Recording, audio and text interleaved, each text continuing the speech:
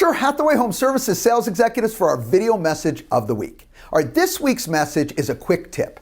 What we're going to talk about is how to effectively price a property, all right, but also kind of future pace the situation to leave yourself some wiggle room in the future. So let me start by building a scenario for you. And I know you've all run into this if you've gone on listing presentations, and that is you have a client, a potential client, that is motivated. So they're motivated to sell. However, they have an unrealistic value for the value of their home. So yes, they want to sell, they do have motivation, but they feel that their property is worth X when you see that the comparables are saying Y. Well, here's a quick tip for you of how to deal with that situation. First of all, we've talked about pricing before. You've learned all different aspects of how to effectively price a property. So go through those steps. You still have to do each and every step, letting them know you're a business person, share that schedule, letting them know you do a lot to get the property sold as you do. But this is after you do this. There's a point that some of you utilize, but some of you may not, and this is it. When you share them the comparable sales in the area, make sure you have them sign, okay, that they've seen it. In fact, explain to them that it's part of your job and your broker wants you to verify that they've seen and understand, and if they have any questions on the comparable properties. Now, why do you do this? One, you have their signature there, so you absolutely have discussed it. And if they had any questions, you can answer it right on the spot.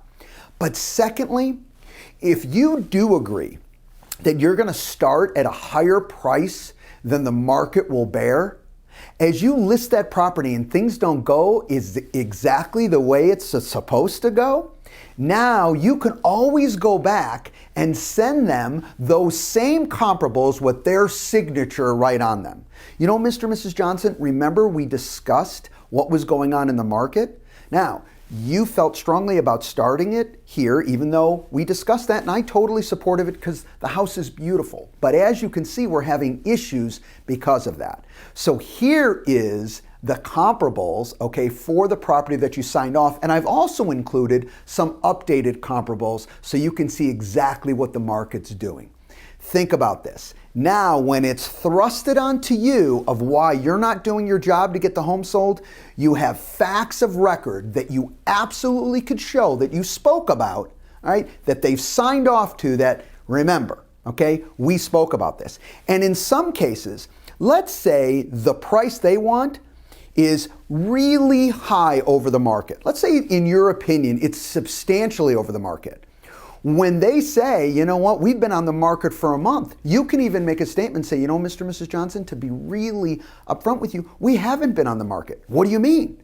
I know we're in the MLS. Oh, we're in the MLS, but we're not on the market because we're not in the realm of what the market is selling for your property. And I think that's been the key reason why we haven't had the showings or the success up to this point. You take it off of your back with that same motivation that they have, you now can be more effective at getting your price reduced, getting the right price, the maximum price for them to get their property sold. So we do maximize their equity, but we effectively get the property sold and closed. Have a great week, everybody. Talk to you next week. Bye-bye.